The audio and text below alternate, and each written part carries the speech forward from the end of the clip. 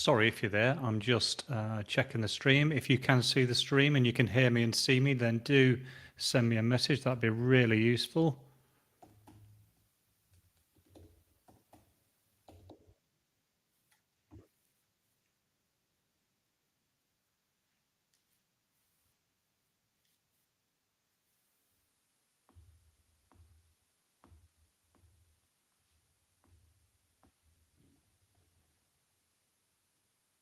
Okay, there we go.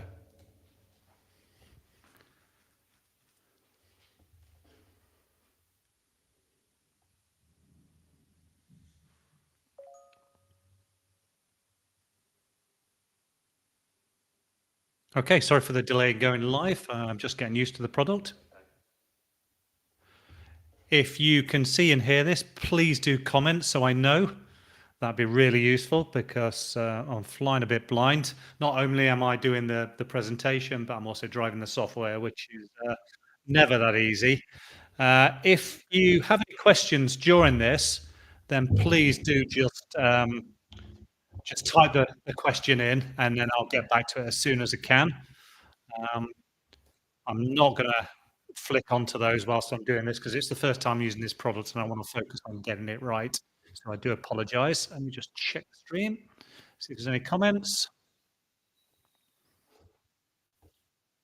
So attendees are in, which is great news.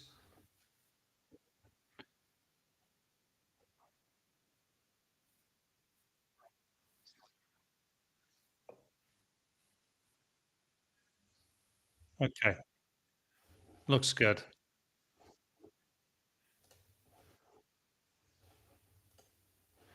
If there's a repeat on the sound, do let me know, and then I can obviously solve that. I've turned the volume down. But yeah, let's try and get into it. So I'm going to attempt to bring up a presentation now. So I think I go share, presentation. Uh, uh, there we go.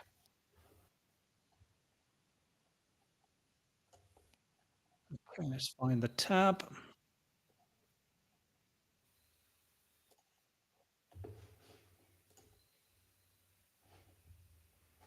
Okay, and let's present that. Okay, so using Canva today to do the presentation. It's not products I've used that often, but I thought I'd give it a try. So welcome to Franchise Automation, Unleashing the Power of Conversational AI. It's actually based, the 5 days worth of the short presentations are based on an ebook I wrote recently. The franchise market is fascinating, but very um, underused part of conversational AI. Both franchisees and franchisors don't seem to have jumped on the conversational AI wagon, and I think that's partly in due to um, some of the bad press that chatbots and automation got 3, 4, 5 years ago when people were selling rubbish chatbots, really, and they weren't at the level they are now. They weren't as professional. They weren't as intuitive. They weren't as empathetic. They were definitely not integrated. So there was major issues around using them. But I think we've kind of got there now. In fact, I know we've got there now because I actually use them with franchises now. So in this first webinar, we're going to look at why use conversational AI in that franchise capacity. We're focusing on that, and then there's 4 other sessions: Tuesday, Wednesday, Thursday, Friday.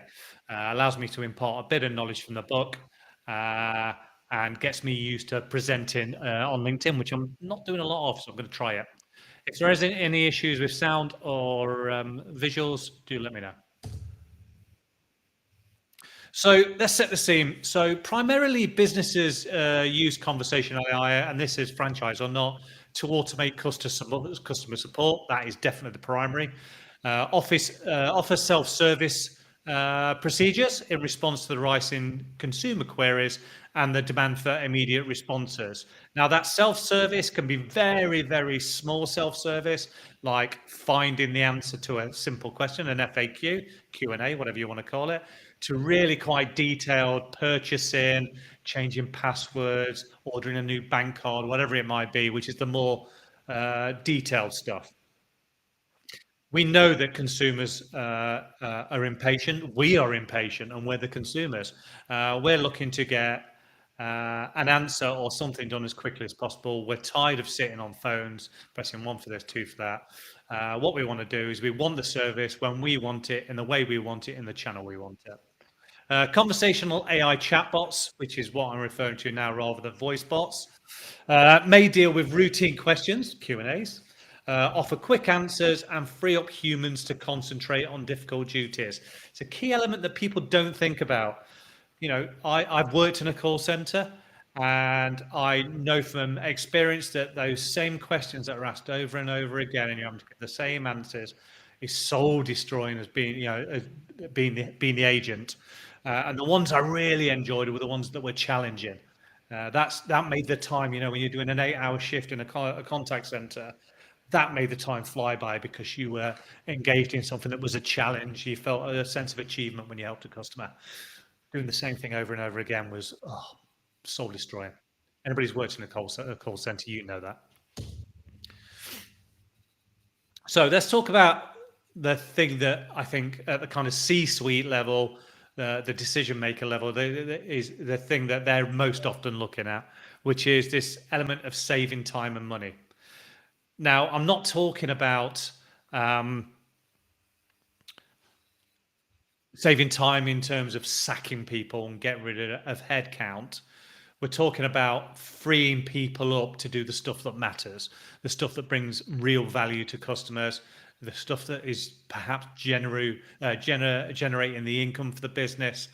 So, but one of the things about saving time and money is, and this little equation here is quite common. So time saved equals manual handling time minus chatbot handling time times the number of queries. It's a key measure of ROI for many businesses. You're going to look at the percentage or number of queries that are being handled by the automation, by the chatbot, by the conversational AI, versus the ones that need a human. And over time, what you'll see is, as you develop your conversational AI, is those simple queries will drop off the human and the conversational AI will take it, and then other processors will start to take over. And you should then meet a happy medium where you've got call handlers, agents handling the stuff that needs human empathy, needs human expertise, needs humanism, and then you've got the bot dealing with the stuff. It's quick, it's easy. The customer isn't looking for that empathy; they're just looking to get whatever it is they need at the time. Really important. The next one, and I think the two can go hand in hand quite easily, is improving the customer experience. And I want to kind of give a little example here. Because it's in the kind of franchise market, I thought this was a good one. So if you imagined you owned a carpet cleaning service that's, servicing 5 to 10 inquiries a day, you're converting some of those into business, very manageable. But I imagine in a lot of these businesses, it's peaks and troughs. And I'd also say that the person that is the business that is available is going to get the work. So there's an element of having a chatbot or conversational AI so that you're not missing leads. But imagine this, and this does happen for certain types of businesses, but definitely happens in kind of government, local authority type settings. Is you have something like a national emergency, and the example we're using here is a flood, and suddenly your phone's ringing off. So there's been floods for the last 3 days. People are dealing with the emergency. Things are starting to settle down, and now they're speaking to their insurance companies, and their insurance companies are saying, "Oh, go out and get some quotes, so you can start, the wheels moving, so they can make their claim." And they're gonna obviously primarily hit Google. They're going to try and find the people that can give them quotes. They're going to go on the website. Now, at that time, if there's a chat, there's a good chance that, because they're under pressure, they're in a hurry, they want to get their lives back to normal. They're going to go for the chat. They're going to go for the chatbot, the agent. Now, you could have live chat during working hours, and then the agent take over in the evenings, or you could just have the chatbot is always available 24/7, but there's a live agent sat in the background. With things like carpet cleaning franchises, it might only be one or two people working there, so they're not always going to be available. But your chatbot's there, it answers them, and one of the options it says, "Do you need an insurance claim?" And you just say, "Bang, yes, I want an insurance claim." It gives you give it the details, does everything it needs to do. It deals with some empathy because it knows that it's an insurance claim, so it can make them feel valued. It gets a conversation done in 1 to 2 minutes, really nice and quickly. Takes all the relevant details, and then logs that as a lead, as a potential client. I would then stick in some automation, so the automation then files an email off to that person, so they know it's being dealt with, and it says thank you. Reiterates what their issues are, what they're looking for, bangs off an SMS to whoever it needs to be, whoever's in the business that deals with the quotes, and quickly the quote's done. And that could be 24/7. You got to remember, customers never sleep now. They might do that at 11 o'clock at night. They might do it at 6 o'clock in the morning before they head off to work.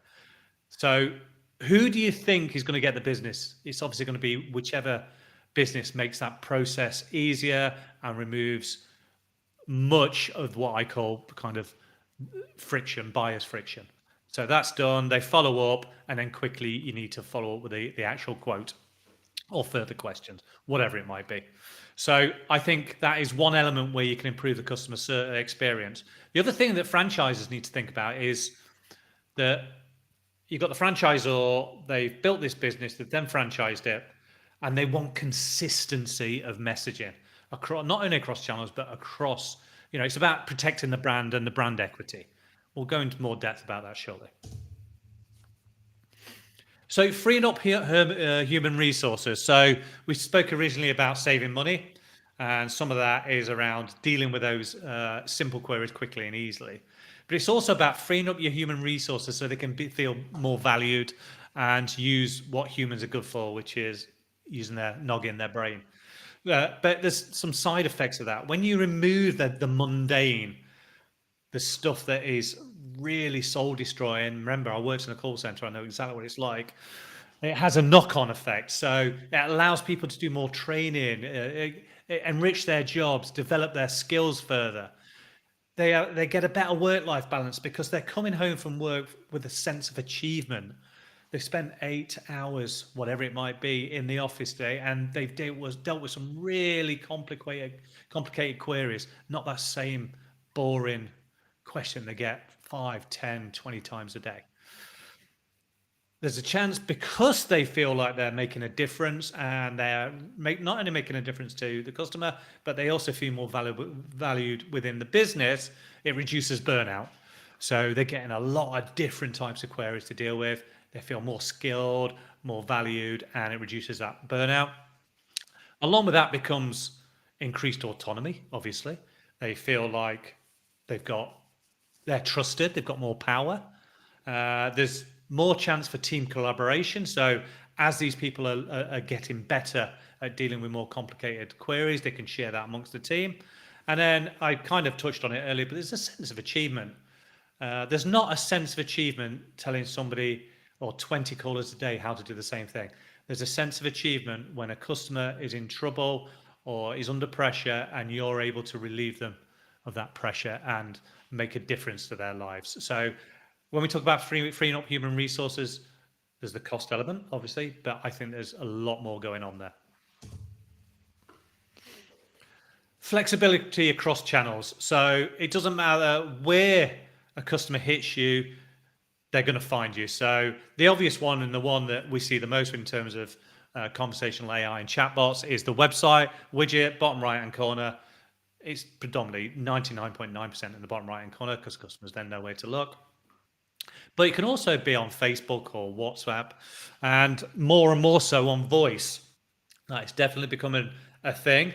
I think in the future that's going to become more common, but I think we're half a decade away from that for kind of franchise capabilities, but I could be mistaken. And what you want to do is meet your customers where they are. So they go to Facebook and you've got an automated message that says, "Oh, we don't man this chat, head over to our website." That's not going to give a great impression for a business. And I think if you can get it right, if you imagine you've got 100 franchisees, and it doesn't matter where they go to, they get the same experience. That, if they go on the website, if they go to any of that 100 franchises, it's the same perfect customer-centric experience in terms of chat. We want to offer them convenience, and it also, if we can get that consistency across the channels, it enables us to broaden the reach of the business. And within franchise businesses, you really want to do that. Whether they start a chat in Instagram, head over to your Facebook, or head over to the website, they should be able to have the same conversations. One element that franchises, I think, is where franchises can win in terms of conversational AI is around data and data-driven insights. They're in a very unique position, is that they've got all of these copy and paste versions of their business run by entrepreneurial people, and they're all having conversations with with the conversational AI if you've deployed it across 100. And all of those conversations are all learning experiences. So you can start to see the commonalities, you can start to see regional variations in terms of what services people might want. You also potentially get some global variations, but you can find out really important data that was really hard to get without conversational AI, which is who your customers are, the kind of questions they're asking, when they're most active, where in the country, region, world they're reaching out from, why they're engaging with you, really important. So you can customize your services, your products, and your conversations. And really important is what their frustrations are. What their frustrations are, not only with batteries going, not where their frustrations are only with your products and services, but also perhaps their frustrations with using your chatbot. So it's those data-driven insights are amazing. So if you imagine you've got 100 franchisees having 50 chatbot conversations a day, that's 5,000, I'll learn to count, 5,000 conversations happening every single day that you can learn from. Now, obviously, you need a way to analyze that. And so to do that, you need, depending on the size of your business, you need the right tools to be able to analyze those conversations. Really, really powerful stuff that people don't think about. So I'm going to summarize it. This was never going to be a long presentation because we've got 5 days of this. So the bottom line is, gone are the days of rubbish chatbots. Conversational AI is not just some trendy buzzword. It's increasingly becoming an important part of businesses. And franchise businesses are in a unique position to take advantage of the benefits of conversational AI. And as we said, can save time and money, improve the customer experience, free up those human resources, provide flexibility across channels, and also provide you with data-driven insights, which is something people really don't think about. So that's it. Quick and easy. I didn't want to make it long. We're all busy. So if you found that useful, please comment, ask me questions, share it amongst your community, especially if you're watching it on LinkedIn. I'll be doing another one tomorrow at the same time on LinkedIn, which is about tackling the pain points. And if you're interested, obviously I'm going to come here and sell a little bit. I've got 3 ebooks out now that you can sell. I'll add them in the comments in a minute. That you can buy.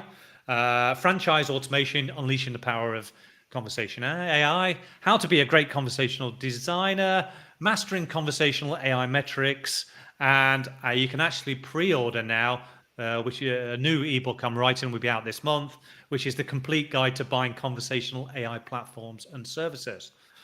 And if you DM me or message me, I'll send you a code so you can get 50% off any of those ebooks.